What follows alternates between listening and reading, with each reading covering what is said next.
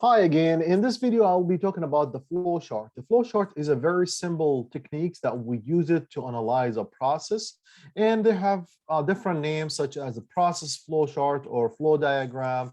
And however, whatever name it is, it is a picture. So it is just a one picture that will show you what the process, the steps in a process. So the picture of a separate steps of a process in a sequential order. It is a generic tool that can be adapted for a variety of purposes, whether manufacturing, construction, services, etc. It is common. It is a common process analysis tool and one of the 7 basic quality tools. When to use it? We use it to understand a process, how the process is done. We use it when we need to study a process for improvement. We use it to communicate to others on how the process is done. We use it also when better communication is needed between people involved with the same process. We use the flowchart diagram when we need to document the process. We use the flowchart diagram when we need to plan for a project, planning a project. And also we use it if we need to standardize a process operation.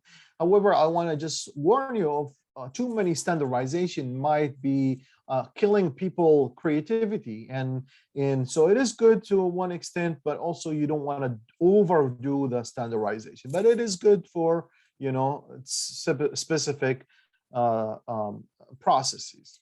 All right, so what we need to do in order to develop a flow chart diagram, we need a sticky note or card, maybe a large piece of flip chart paper, and a marking pens. First step, you need to define the process that we need to diagram it, right? Its title at the top of the work surface. So we need to write it as a tab on the top of the paper. Discuss and decide on the boundaries, when the process starts and when does it end.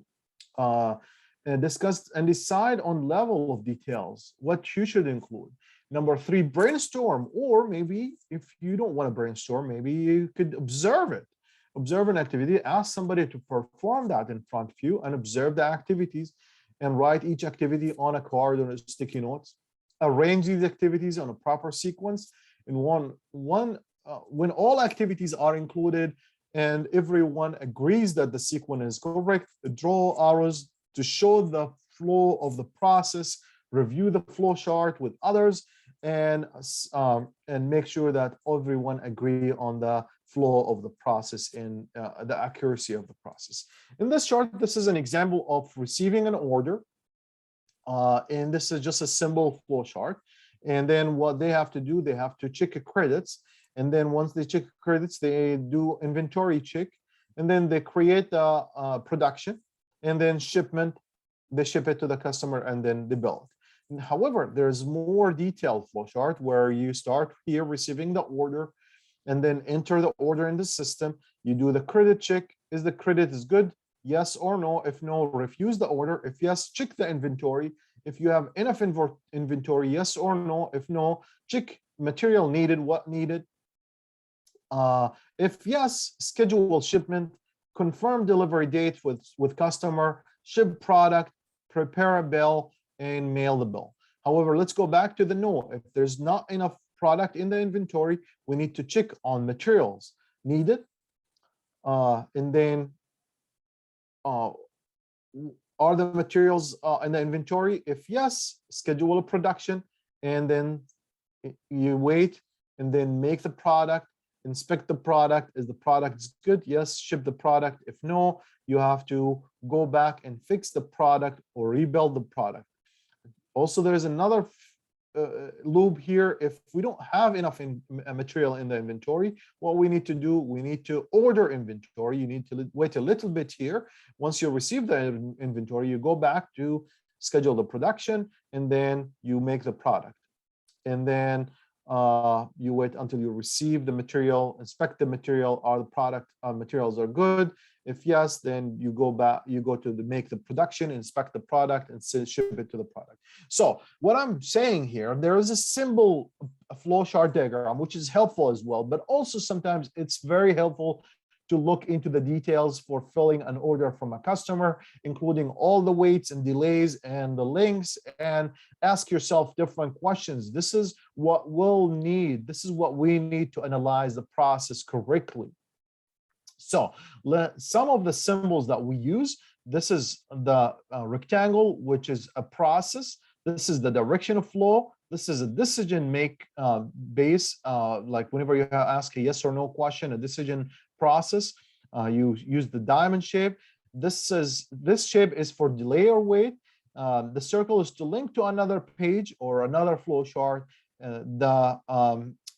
This shape for input or output. This is for documenting the process. And there's also an ending, start or end phase could look like this. So let's take another example of the flow chart. Here's a flow chart where we start here, and we're going to use just the basic symbols of the flow chart, the rectangle, the decision, and the beginning and end.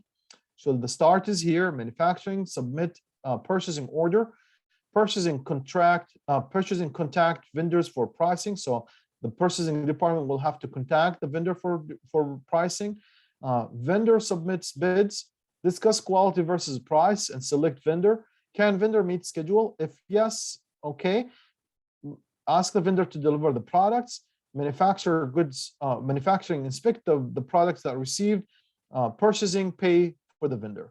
If the vendor did not meet the schedule, you have to go back and select another vendor. Also, there's another shape of the flow chart, which could look like this. So there are so many things. As long as you are able to understand the process, as long as you are able to simplify the process, this is all you need to do. So on the right hand here, you will see a chart of flow chart different, where it has the operations, the movement, inspection, delay, and storage. And you write down all the steps one by one, such as requisition made out by department head, put in pickup basket, to accounting department. And then what you need to do, once you list these steps one by one, you go and select, is this step an operation? Is this a movement? Is this inspection? Is this delay? Is this a storage? So you start highlight these steps. So this is an operation. So this is where a request made by the department head. Right here, the second one, put it on the pickup basket. That's a delay. So you selected that sign. And then move on to the accounting department. That's the movement. That's where you see there. And then account and signature verified. This is where the inspection going to happen, and so on. So this is a different shape. I did provide you with an Excel sheet from the ASQ, the American Association for Quality. You can download that template and use it as a one way to develop your flowchart diagram. What we're going to do, I want you to practice creating flowchart diagram. In the class, I will be asking my students to create a flowchart diagram for a cars set that they have in the class. For online students, what I want you to do is practice any process that you are familiar with, just from your daily basis or from your office or work that you're doing, such as making a coffee or going to work, cleaning your roof, something like this. I want you to practice the right symbols. These are the universal symbols known by all the process analysts. So we should be familiar. We should be able to create a correct flowchart diagram. So please go ahead and practice as much as you can of creating a flowchart diagram. I'm going to stop the video here, and next video will be about motion study and how we could create a motion study and a time study. I'll see you there.